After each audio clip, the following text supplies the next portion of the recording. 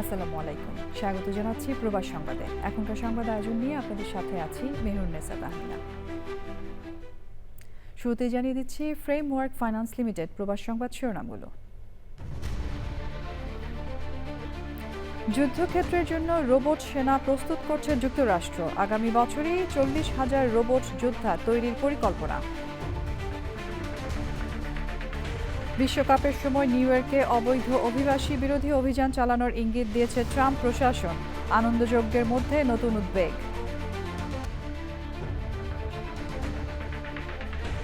বিশ্বকাপ উন্মাদনায় নিউ ইয়র্কে প্রবাসী বাংলাদেশি কমিউনিটি, পছন্দের দল ও খেলোয়াড়দের জার্সি কেনার হিড়িক।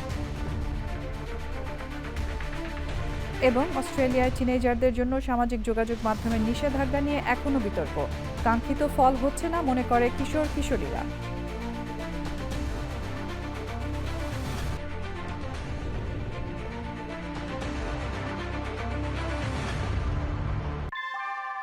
নিউ ইয়র্কে প্রবীণদের কাছে আস্থার নাম অল কাউন্টি হোম কেয়ার। এখানে পাচ্ছেন প্রিয়জনের যত্নে অভিজ্ঞ কেয়ার গিভার। কল করুন 646-444-2266। সংবাদ শিরোনামগুলো জানাচ্ছিলাম। এখনকার সংবাদ আয়োজন একই সঙ্গে চ্যানেল আই এর ইউটিউব চ্যানেলে এবং চ্যানেল আই এর ওটিটি প্ল্যাটফর্ম আই স্ক্রিনে লাইভ স্ট্রিম হচ্ছে। এবার যাচ্ছে বিস্তারিত প্রসঙ্গে এবং শুরুতেই থাকছে ইউএসএ সংবাদ।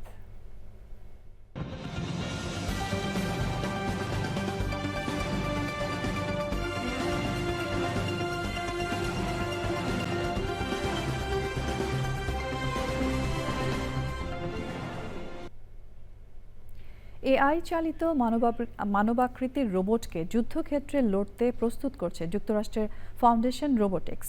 আগামী বছরই অন্তত 40,000 রোবট যোদ্ধা তৈরি করতে চায় প্রযুক্তি প্রতিষ্ঠানটি, যার প্রতিটির খরচ পড়বে $20,000 কম। বিশেষজ্ঞদের ধারণা 5 থেকে 10 বছরের মধ্যে যুদ্ধক্ষেত্রে মানবাকৃতির রোবটের দেখা মিলবে। লুৎফুর রহমান সোহাগের রিপোর্ট। বৈজ্ঞানিক কল্পকাহিনীর মতো শোনালেও খুব শিগগিরই যুদ্ধক্ষেত্রে মানুষের পাশাপাশি লড়তে দেখা যাবে রোবটকে, যারা দেখতে হবে মানুষের মতোই। যুক্তরাষ্ট্রে ঠিক এই লক্ষ্যেই তৈরি হচ্ছে রোবট ফ্যান্টম। বর্তমানে পরীক্ষামূলক পর্যায়ে থাকা ফ্যান্টম প্রতিকূল আবহাওয়াতেও আহত বা নিহত সেনাদের উদ্ধার, বিপজ্জনক এলাকায় ঢুকে তল্লাশি চালানো, এমনকি সরাসরি অস্ত্র হাতে শত্রুর মোকাবেলা করতে পারবে। ইতিমধ্যে ইউক্রেনের যুদ্ধক্ষেত্রে 2টি রোবটের সক্ষমতার পরীক্ষা চলছে। প্রযুক্তি প্রতিষ্ঠানগুলো যখন সাধারণ কাজের জন্য বাণিজ্যিক রোবট বানাচ্ছে, তখন প্রথম মার্কিন প্রতিষ্ঠান হিসেবে ফাউন্ডেশন রোবোটিক্স তৈরি করছে এই সামরিক রোবট। ইতিমধ্যে কোম্পানিটি মার্কিন সামরিক বাহিনীর সাথে $24 মিলিয়ন গবেষণা চুক্তি করেছে। নির্মাতারা বলছেন, আকাশ থেকে ড্রোন হামলার চেয়ে স্থলপথে রোবট দিয়ে লক্ষ্যবস্তুতে আরও নিখুঁতভাবে আক্রমণ করা সম্ভব। ফলে বেসামরিক ক্ষয়ক্ষতি কমে আসবে। রোবোটিক্স বিশেষজ্ঞরা অবশ্য এখনই মানবাকৃতির রোবটকে কার্যকর যুদ্ধযন্ত্রে পরিণত করা নিয়ে কিছুটা সন্দিহান। কারণ যুদ্ধক্ষেত্রের অনিশ্চিত ও দ্রুত পরিবর্তিত পরিস্থিতির সঙ্গে তাল মেলানো বর্তমান প্রযুক্তির জন্য এখনও যথেষ্ট চ্যালেঞ্জের, যা কাটিয়ে উঠে সামরিক লড়াইয়ের নিয়ন্ত্রণ নিতে প্রযুক্তি কোম্পানিগুলোর মধ্যে প্রতিযোগিতা বাড়ছে। বিশেষ করে যুক্তরাষ্ট্র ও চীনের মধ্যে কৃত্রিম বুদ্ধিমত্তা এবং রোবোটিক্স প্রযুক্তিতে আধিপত্যের লড়াই নতুন মাত্রা পেয়েছে। লুৎফর রহমান সোহাগ, চ্যানেল আই। ফিফা বিশ্বকাপ শুরুর প্রাক্কালে নিউ ইয়র্কে বড় ধরনের অবৈধ অভিবাসী বিরোধী অভিযান চালানোর ইঙ্গিত দিয়েছেন ট্রাম্প প্রশাসনের বর্ডার জার টম হোম্যান। বিশ্বের অন্যতম বড় ক্রীড়া আসরকে ঘিরে যখন যুক্তরাষ্ট্রের বিভিন্ন দেশ থেকে লাখো দর্শকের আগমন ঘটছে, তখন তার এই মন্তব্য অভিবাসী সম্প্রদায়ের মধ্যে নতুন করে উদ্বেগ সৃষ্টি করেছে। মিথিলা নাজদিনের রিপোর্ট। বিশ্বকাপ উপলক্ষে বাংলাদেশ, ভারত, পাকিস্তান সহ দক্ষিণ এশিয়ার বিভিন্ন দেশ থেকে বিপুল সংখ্যক দর্শনার্থী নিউ ইয়র্কে আসার সম্ভাবনা রয়েছে। একই সঙ্গে এই অঞ্চলের বড় একটি প্রবাসী জনগোষ্ঠীও নিউ ইয়র্কে বসবাস করে। এমন পরিস্থিতিতে অভিবাসন অভিযান নিয়ে আলোচনা এবং সচেতনতামূলক প্রচারণা নতুন গুরুত্ব পেয়েছে। সোমবার ফক্স নিউজকে দেওয়া এক সাক্ষাৎকারে ট্রাম্প প্রশাসনের বর্ডার টম হোম্যান বলেন, নিউ ইয়র্ক সিটিতে এমন সংখ্যক আইস এজেন্ট মোতায়েন করা হবে যা শহরটি আগে কখনো দেখেনি। এদিকে একই সময়ে নিউ জার্সির একটি অভিবাসী আটক কেন্দ্রের সামনে বিক্ষোভ কর্মসূচিও চলছে, যা পরিস্থিতিকে আরও আলোচনায় নিয়ে এসেছে।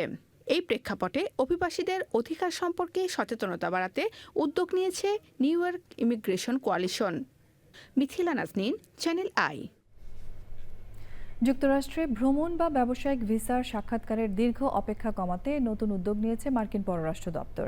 নতুন পরীক্ষামূলক কর্মসূচির আওতায় B1, B2 ভিসা আবেদনকারীরা নন ইমিগ্রান্ট ভিসা ফি পরিশোধের পাশাপাশি অতিরিক্ত $750 পরিশোধ করে দ্রুত সাক্ষাৎকারের তারিখ পাওয়ার সুযোগ পাবেন। তবে এই অর্থ পরিশোধ করলেও ভিসা অনুমোদনের কোনো নিশ্চয়তা থাকবে না বলে স্পষ্ট করেছে কর্তৃপক্ষ। মার্কিন পররাষ্ট্র দপ্তর জানিয়েছে, চলতি সপ্তাহে ফেডারেল রেজিস্টারে প্রকাশিত হতে যাওয়া এক বিজ্ঞপ্তির মাধ্যমে কর্মসূচিটি আনুষ্ঠানিকভাবে ঘোষণা করা হবে। বিশ্বের নির্বাচিত কিছু মার্কিন দূতাবাস ও কনসুলেটে পরীক্ষামূলকভাবে এটি চালু করা হবে। অতিরিক্ত ফি প্রদানকারী আবেদনকারীরা 10 কর্মদিবসের মধ্যে সাক্ষাৎকারের সময়সূচি পেতে পারবেন। মানুষকে আবার চাঁদে পাঠানোর পরিকল্পনায় যুক্তরাষ্ট্রের মহাকাশ গবেষণা সংস্থা নাসা আর্টেমিস 3 অভিযানের জন্য 4 সদস্যের মহাকাশচারীর নাম ঘোষণা করেছে। 4 সদস্যের এই ক্রুতে থাকবেন নাসার কমান্ডার র্যান্ডি ব্রেসনিক, ইউএসের মহাকাশচারী ও পাইলট লুকা পারমিতানো এবং নাসার মিশন স্পেশালিস্ট আন্দ্রে ডগলাস ও ফ্র্যাঙ্ক রুবিও। তাদের সঙ্গে জরুরি প্রয়োজনে থাকবেন নাসার ক্রু সদস্য রবার্ট হাইন্স। 2027 সালে উৎক্ষেপণের লক্ষ্যে পরিকল্পিত এই অভিযানে ওরিয়ন মহাকাশযানে করে পৃথিবীর কক্ষপথে গিয়ে চন্দ্র অবতরণের সঙ্গে ডকিং এবং বিভিন্ন প্রযুক্তিগত পরীক্ষা চালানো হবে।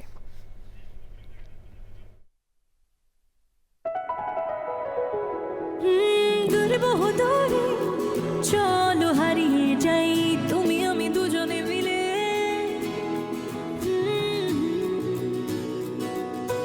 মিষ্টি মিষ্টি আদরে ভালোবাসার চাদরে হারিয়ে যাই দূরে বহুদূরে। লালা এভাবেই হারিয়ে গিয়ে ফিরে আসার গল্পগুলো বুনি শাহজালাল ফুড প্রোডাক্টসের বিস্কুট এবং ড্রাই ফ্রুটের সাথে। শাহজালাল, ঐতিহ্যের অনন্য স্বাদ, বিশ্বময়। বিশ্বকাপ ফুটবল নিয়ে উন্মাদনায় নিউ ইয়র্কের বাংলাদেশি কমিউনিটি। বন্ধুত্ব ভুলে মুখোমুখি ব্রাজিল আর্জেন্টিনা সমর্থকরা। পছন্দের দল ও খেলোয়াড়দের জার্সি কিনছেন সমর্থকরা। নিউ ইয়র্ক থেকে রাশেদ আহমেদকে সঙ্গে নিয়ে সৌমিক আহমেদের রিপোর্ট। নিউ ইয়র্কের বাংলাদেশি অধ্যুষিত এলাকা বাদ দিলে ফুটবল বিশ্বকাপের উন্মাদনাটা একেবারেই নেই বললেও বাড়িয়ে বলা হবে না। অন্তত বাংলাদেশিদের কাছে তাই মনে হবে, যদিও সিটি কর্পোরেশন নানা উদ্যোগ নিয়েছে। বাংলাদেশি ছাড়াও প্রিয় দলের জার্সি ও পতাকা কিনছেন অনেকেই। 2022-তে যেভাবে জিতেছে, ইনশাল্লাহ এবারও আর্জেন্টিনা বিশ্বকাপ নিব। আমরা আর্জেন্টিনা, আমরা ব্র্যান্ড। মেসি, রোনালদো, এমবাপ্পে ও ইয়ামালের মতো খেলোয়াড়দের জার্সির চাহিদা এখন তুঙ্গে। তবে জার্সিতে পছন্দসই নাম লিখে দিচ্ছেন অনেক প্রতিষ্ঠান। ব্রাজিল, আর্জেন্টিনা যারা সমর্থক আছে অনেকে এখানে আসতেছে, তাদের জার্সি বাই করতেছে। আমাদের লোকেশন হচ্ছে 1098 লিবার্টি অ্যাভিনিউ। প্রিয় দলকে এগিয়ে রাখতে বন্ধুদের আড্ডায় চলছে তর্ক বিতর্ক। আমি নিজেই আপনার ওই হাইতি আর ব্রাজিলের ম্যাচটা দেখতে যাব। My favorite football team is Brazil and my player is Neymar. My favorite player on the football team is Ronaldo. Bangladeshi কমিউনিটির এলাকায় দোকানপাটগুলো সাজানো হয়েছে বিশ্বকাপ থিমে। ফুটবল বিশ্বকাপের উন্মাদনা শুরুই হয় প্রিয় দলের জার্সি এবং পতাকা কেনার মধ্য দিয়ে। সেই লড়াই শুরু হয়ে গেছে ব্রাজিল, আর্জেন্টিনা সহ প্রিয় দলের নানা জার্সি কেনায় ব্যস্ত ফুটবল প্রেমীরা। প্রস্তুত হয়েছে মেটলাইফের এই স্টেডিয়াম। নিউ জার্সির এই স্টেডিয়ামে অনুষ্ঠিত হবে 8টি ম্যাচ। সেই উন্মাদনা মাঠে গড়ানোর অপেক্ষায় ফুটবল প্রেমীরা। নিউ জার্সি থেকে Soumik Ahmed, channel I. New Jersey রাজ্যের বাসিন্দাদের 770টি ফিফা বিশ্বকাপ টিকিট বিনামূল্যে দেওয়ার ঘোষণা দিয়েছেন গভর্নর মিকি শেরিল। এসব টিকিট মূলত যুব ফুটবলার, ন্যাশনাল গার্ড সদস্যদের পরিবার, গুরুতর অসুস্থ শিশু এবং আগে আবেদন করার ভিত্তিতে বরাদ্দ করা হয়েছে। নিউ জার্সি থেকে বিস্তারিত জানাচ্ছেন সুব্রত চৌধুরী। গভর্নর মিকি শেরিলের এই ঘোষণা আসে নিউ জার্সি স্টেডিয়ামে নিউ জার্সির প্রথম বিশ্বকাপ ম্যাচের কয়েকদিন আগে। হ্যাকেনসেক ইউনিভার্সিটি মেডিকেল সেন্টারে আয়োজিত এক সংবাদ সম্মেলনে শেরিল বলেন, গভর্নর হিসেবে আমি সুযোগের দরজা সবার জন্য উন্মুক্ত করার প্রতিশ্রুতি দিয়েছিলাম। আজ আমরা ভক্তদের খেলা দেখার আরেকটি সুযোগ করে দিচ্ছি। 500টি টিকিট যাবে সুবিধাবঞ্চিত এলাকার নিউ জার্সি ইয়ুথ সকার খেলোয়াড়দের, বিদেশে মোতায়েন থাকা নিউ জার্সি ন্যাশনাল গার্ড সদস্যদের পরিবার, মেয়েকে উইশ কর্মসূচির রোগী এবং বিশ্বকাপ কার্যক্রমে যুক্ত বার্গেন কাউন্টির প্রথম সারাদাতাদের কাছে। 200টি টিকিট বরাদ্দ থাকবে নিউ জার্সির নার্স, স্বাস্থ্যসেবা কর্মী এবং গুরুতর অসুস্থ শিশু ও তাদের পরিবারের জন্য। বাকি 70টি টিকিট সাধারণ বাসিন্দারা একটি বিশেষ ওয়ার্ল্ড কাপ রিওয়ার্ডস কর্মসূচির মাধ্যমে পেতে পারবেন, যেখানে ছোট ব্যবসা পরিদর্শন ও কমিউনিটি অনুষ্ঠানে অংশ নিয়ে যোগ্যতা অর্জন করতে হবে। মিকি শেরিল জানান, টিকিটগুলো সম্পূর্ণভাবে বেসরকারি অংশীদারদের অর্থায়নে দেওয়া হচ্ছে। অংশীদারদের মধ্যে রয়েছে উবার, চুজ নিউ জার্সি এবং হ্যাকেনসেক মেরিডিয়ান হেলথ। নিউ জার্সির গভর্নর মিকি শেরিল 770টি বিশ্বকাপ ফুটবলের টিকিট ফ্রি দেওয়ার ঘোষণা দিয়েছেন। তার এই ঘোষণার জন্য নিউ জার্সি রাজ্যের ফুটবল প্রেমীরা তাকে আন্তরিক ধন্যবাদ জানিয়েছেন। Subrata Chowdhury, channel I, Atlantic city, new Jersey, America. New York city mayor Zohran Mamdani ম্যানহাটনের সারোগেটস কোর্টে একটি জমকালো প্রাইড পার্টির আয়োজন করেন, যা মেয়র হিসেবে তার ক্যারিয়ারের প্রথম official city pride celebration. Mamdani তার বক্তব্যে বলেন, প্রাইড হলো একটি প্রতিবাদ। জানান, নিউ ইয়র্ক সিটি সবসময়ই নিপীড়নের বিরুদ্ধে এবং সমাজের সবচেয়ে দুর্বল ও সুবিধাবঞ্চিত মানুষের পাশে সংহতি জানিয়ে দাঁড়াবে। তার প্রশাসন কুইয়ার এবং ট্রান্সজেন্ডার অধিকার রক্ষার পাশাপাশি তাদের অভিবাসী প্রতিবেশীদের অধিকার রক্ষায় সমানভাবে কাজ করে যাবে বলেও জানান তিনি।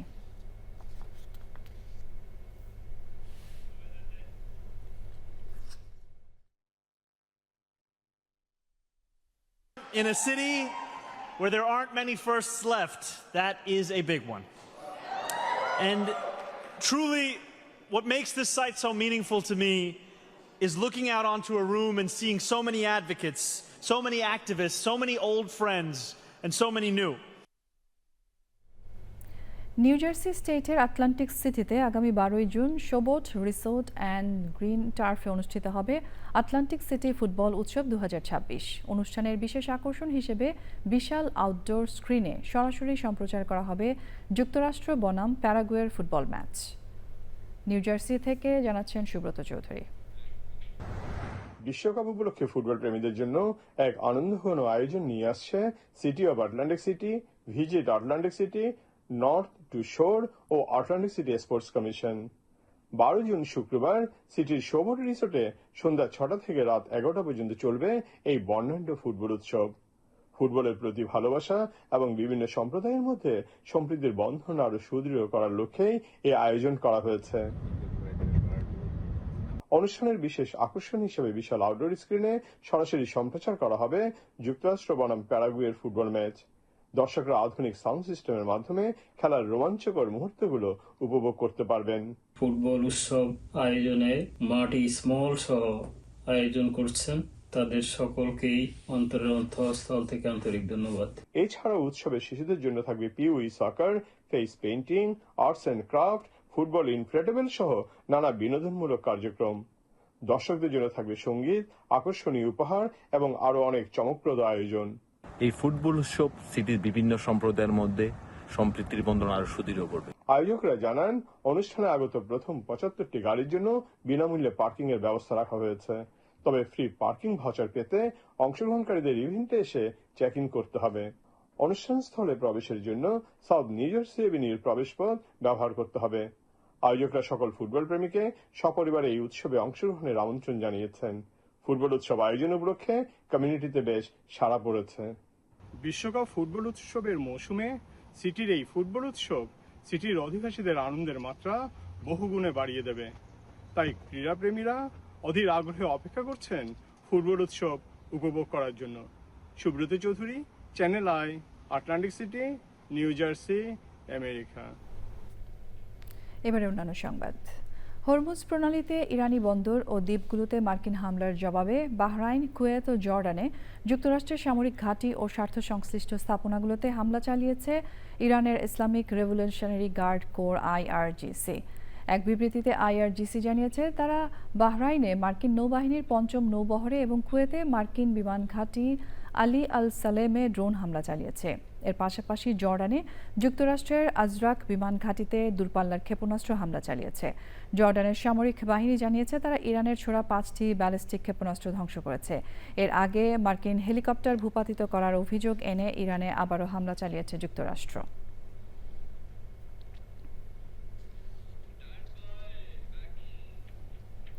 অস্ট্রেলিয়ায় 16 বছরের কম বয়সীদের জন্য সামাজিক যোগাযোগ মাধ্যম ব্যবহারে নিষেধাজ্ঞা কার্যকর হওয়ার 6 মাস পরও এই নিয়ে বিতর্ক চলছে। দেশটির কিশোর কিশোরীদের একটি বড় অংশ মনে করে নিষেধাজ্ঞাটি কাঙ্ক্ষিত ফল দিচ্ছে না। তবে গবেষক ও বিশেষজ্ঞদের কেউ কেউ বলছেন দীর্ঘমেয়াদে এর ইতিবাচক প্রভাব দেখা যেতে পারে। বিস্তারিত ইফতেখার উদ্দিনের রিপোর্টে। গত বছরের 10 ডিসেম্বর বিশ্বে প্রথম দেশ হিসেবে 16 বছরের কম বয়সীদের জন্য সামাজিক যোগাযোগ মাধ্যম ব্যবহারে নিষেধাজ্ঞা আনে অস্ট্রেলিয়া। এই নিষেধাজ্ঞার আওতায় Snapchat, Facebook, Instagram, Reddit, threads, TikTok, x এবং ইউটিউব সহ বিভিন্ন প্ল্যাটফর্ম অন্তর্ভুক্ত রয়েছে। নিয়ম কার্যকরে ব্যর্থ হলে সংশ্লিষ্ট কোম্পানিগুলোকে সর্বোচ্চ 49.5 মিলিয়ন অস্ট্রেলিয়ান ডলার জরিমানার মুখে পড়তে হতে পারে।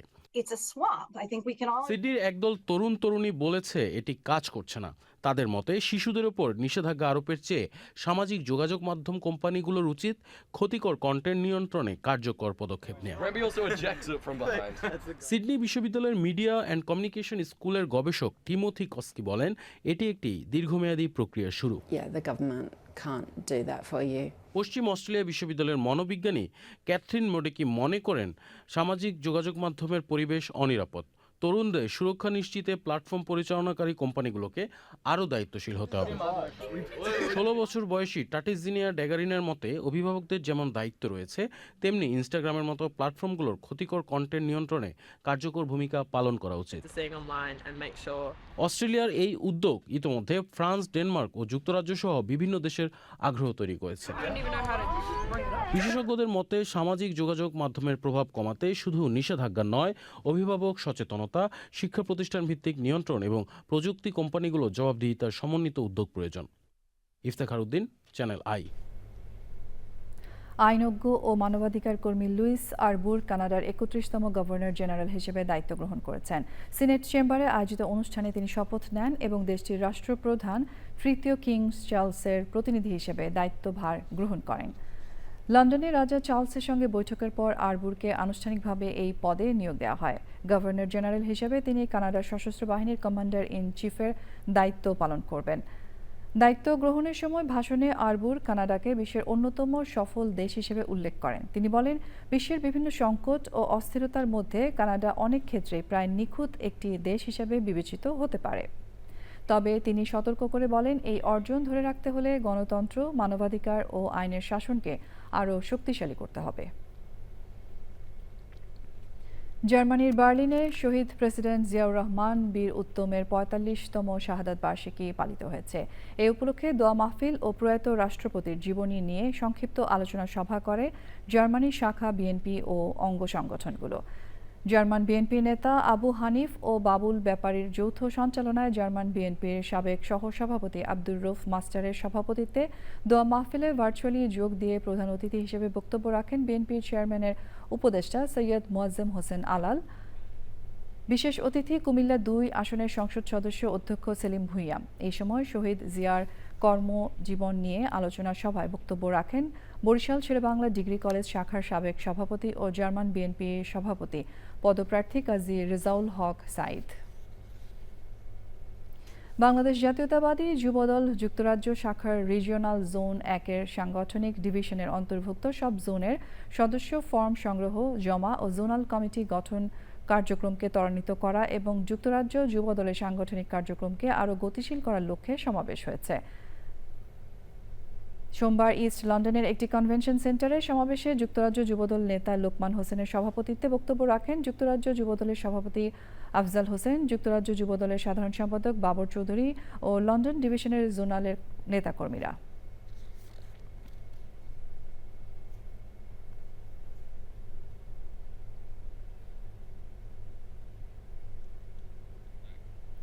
আলবেনিয়ায় মার্কিন প্রেসিডেন্ট ডোনাল্ড ট্রাম্পের জামাতা জেরেড কুশনারের মালিকানাধীন প্রতিষ্ঠান বিতর্কিত বিলাসবহুল মেগা রিসোর্ট পরিকল্পনার প্রতিবাদে রাজধানী তিরানা সহ বিভিন্ন শহরে বিক্ষোভ চলছে। জেরেড কুশনারের মালিকানাধীন যুক্তরাষ্ট্রের বিনিয়োগ প্রতিষ্ঠান এফএইনিটি পার্টনার্স আলবেনিয়ায় সংক্ষিপ্ত দ্বীপ সাজান এবং ভসোজা নাটা উপকূলীয় এলাকায় বিলাসবহুল হোটেল ও রিসোর্ট নির্মাণের পরিকল্পনা করেছে। তিরানার পরিবেশবাদী সংগঠনগুলোর আশঙ্কা, এই প্রকল্প বাস্তবায়ন হলে সেখানকার জীববৈচিত্র্য এবং ফ্লেমিঙ্গো, সিল ও সামুদ্রিক কচ্ছপের মতো প্রাণীর প্রাকৃতিক আবাসস্থল হুমকির মুখে পড়বে। পরিবেশবাদীদের পাশাপাশি বিভিন্ন শ্রেণী পেশার মানুষ আলবেনিয়া বিক্রির জন্য নয় স্লোগান নিয়ে রাজপথে নেমেছেন। তিরানার স্ক্যান্ডারবেগ স্কয়ার থেকে শুরু করে প্রধান সড়কে বিক্ষোভ চলছে। চলমান পরিবেশবাদী আন্দোলনের পাশাপাশি বিরোধী দলগুলো সরকারি দুর্নীতির অভিযোগ তুলে প্রধানমন্ত্রী এডি রামার পদত্যাগ দাবি করছে। লাগাতার আন্দোলনের মুখে রিসোর্ট প্রকল্পের নির্মাণ কাজ স্থগিত করার জন্য ইউরোপীয় কমিশনও আলবেনিয়া সরকারকে চাপ দিচ্ছে। চীনের দক্ষিণ পশ্চিমাঞ্চলে অন্যতম বৃহত্তম মেলা ও প্রদর্শনী, চীনের অন্যতম বৃহত্তম প্রদর্শনী China south Asia expo and 30তম China Kunming import and export শুরু হয়েছে। এতে অন্যতম বৃহত্তম প্রদর্শনী থিম কান্ট্রি হিসেবে অংশ নিয়েছে বাংলাদেশ। কুনমিংয়ে শুরু হওয়া মেলা 16 জুন পর্যন্ত চলবে। রপ্তানি উন্নয়ন ব্যুরোর ব্যবস্থাপনা এবং কনসুলেট জেনারেল কুনমিং এর সহযোগিতায় এবছর বাংলাদেশের রেকর্ড সংখ্যক 101টি প্রতিষ্ঠানের 175 জন প্রতিনিধি অংশ নিয়েছেন।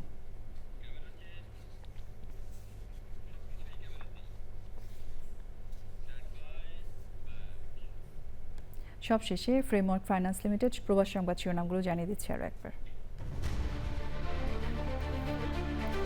যুদ্ধক্ষেত্রের জন্য রোবট সেনা প্রস্তুত করছে যুক্তরাষ্ট্র। আগামী বছরই 40,000 রোবট যোদ্ধা তৈরি করার পরিকল্পনা। বিশ্বকাপের সময় নিউ ইয়র্কে অবৈধ অভিবাসী বিরোধী অভিযান চালানোর ইঙ্গিত দিয়েছে ট্রাম্প প্রশাসন। আনন্দযজ্ঞের মধ্যে নতুন উদ্বেগ।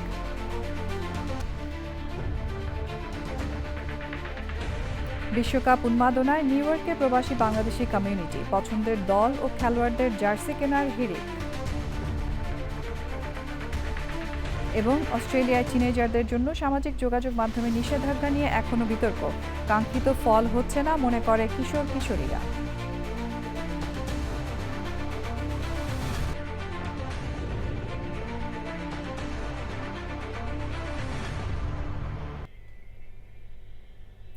প্রিয় দর্শক, বাংলাদেশ স্যাটেলাইট কোম্পানি লিমিটেড পরিচালিত জরিপ অনুযায়ী আগের মাসগুলোর মতো মে মাসেও টিআরপি টপার অর্থাৎ দেশের সবচেয়ে জনপ্রিয় টেলিভিশন চ্যানেল আই এর সর্বশেষ সংবাদ জানতে ভিজিট করুন channelionline.com-এ। আমাদের সোশ্যাল মিডিয়া প্ল্যাটফর্মগুলোর পাশাপাশি যুক্ত থাকুন ওটিটি প্ল্যাটফর্ম আই স্ক্রিনের সাথে। বিশ্বকাপের সবগুলো ম্যাচ দেখা যাবে চ্যানেল আই এর জনপ্রিয় ওটিটি প্ল্যাটফর্ম আই স্ক্রিনে। এর সঙ্গে শেষ করছি এখনকার প্রবাস সংবাদ আয়োজন। ধন্যবাদ এতক্ষণ আমাদের সঙ্গে থাকার জন্য।